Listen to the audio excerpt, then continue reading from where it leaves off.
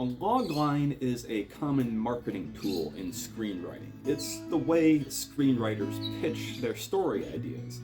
They basically reduce the core concept to a sentence or two, a pitch that they could give to an executive. Say if they met Steven Spielberg in an elevator and they only had a few seconds to pitch to him, what might they say in those few seconds? They have their logline ready to go. The logline also usually is transformed into the blurb that is put on the cover of the DVD, that is used in the newspapers and the advertisements to help sell the story. But loglines aren't just useful as marketing tools. I've found, and a lot of writers I know have also found, that they can be useful in planning your story to begin with. This is a big technique that's used in screenwriting, but I think it can also be used in regular popular fiction writing as well, to great effect. I've certainly used it to help develop my stories. And so usually, if you already have a story idea, then a logline is a great next step to help you develop that. If you don't have a story idea, you can use a logline format to help you create your story idea and give it some development as you go. So, what does a logline have to include? Well, a logline includes a character description, does not need to include the character name. We don't need to know that in our short little sentence here. We just need to know who the character is. Let's say maybe gender, age, species, possibly, whatever info we need to know about that character.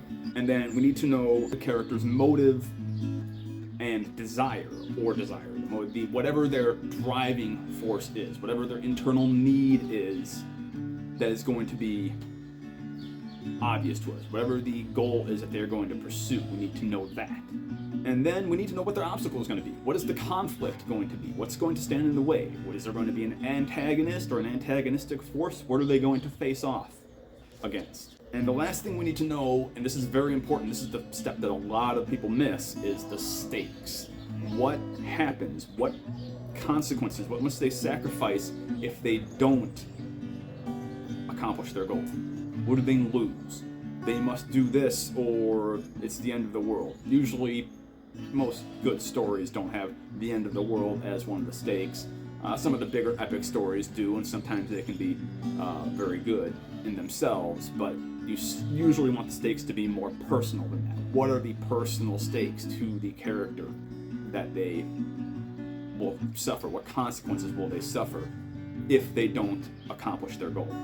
So really, your logline should be just enough to compel the reader of the logline to want to read your story, to want to read your screenplay, to want to know what happens, to know how this all turns out. The logline should not reveal the end or the climax. It might get you to the climax, but should not reveal anything that should be revealed in the actual story itself.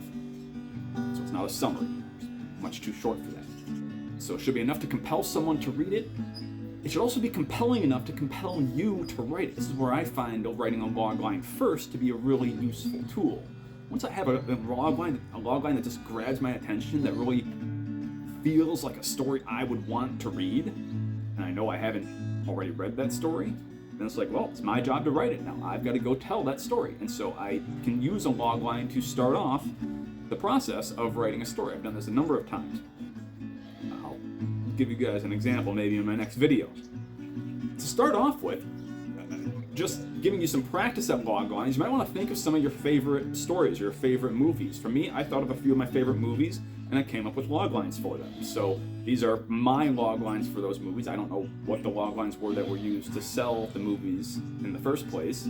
These are just the way I would pitch them now, having seen these movies each many, many times. An alcoholic private eye with a grudge against Toons must help clear a Toon rabbit who's been framed for murdering his human boss. A Toon killed my brother. A Toon? No. You guys might have heard of that one. One of those rare instances where the movie is better than the book, I'd say. A heroic pirate must rescue his true love from a murderous gang, a fire swamp, an evil prince, in order to save both their lives and prevent a war. To the death. No! To the pain. I don't think I'm quite familiar with that phrase.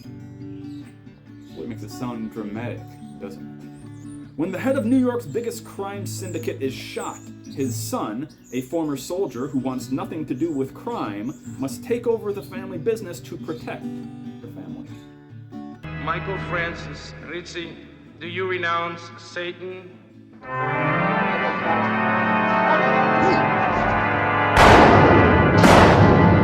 do renounce him. A jaded cop hoping to reconnect with his estranged wife on Christmas Eve instead must rescue her and her colleagues from a gang of terrorists who've taken her office building hostage.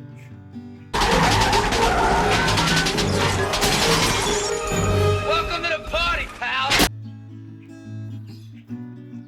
Those are some of my favorite films, and if you've seen any of those, you should have been able to guess which ones I was talking about right away. At least I hope so, if I did my job as a logline writer, and hopefully, if you haven't seen any of those, it compelled you enough to go look them up and see what might there be to love about some of my favorite movies. Anyway, go ahead and try to come up with loglines for some of your favorite movies, and then your next step, your next assignment, is to try to develop a story idea through a logline into a full story. Okay, so I've given you, go check my other video for idea generation to talk about some techniques for coming up with the very basic ideas of stories. And then you can use that to help drive you, or you can simply use this process to try to come up with an idea itself. You come up with a character. Who is your character going to be? Give them an adjective and a noun, let's say. A young teacher wants to do X, whatever their desire is, whatever their motive is. But this obstacle is standing in their way. This antagonistic force is blocking them, and they must overcome said antagonistic force or suffer this consequence. Boom, there's the stakes, there's the compelling, and usually a compelling time clock sometimes helps with this too. They must do such and such in such a time. Obviously, if you're writing a thriller, you want to phrase it that way, but even a non-thriller, even a romantic comedy could be termed in this way. Usually they have ticking time clocks as well, and that can add to the tension, which adds to the comic relief of it. I'm rambling on about this topic. I really like loglines. I think it's a great place to start storytelling, so I hope you guys have fun writing your own, and come back to me next time. We'll talk about how to develop them further into a story. See ya.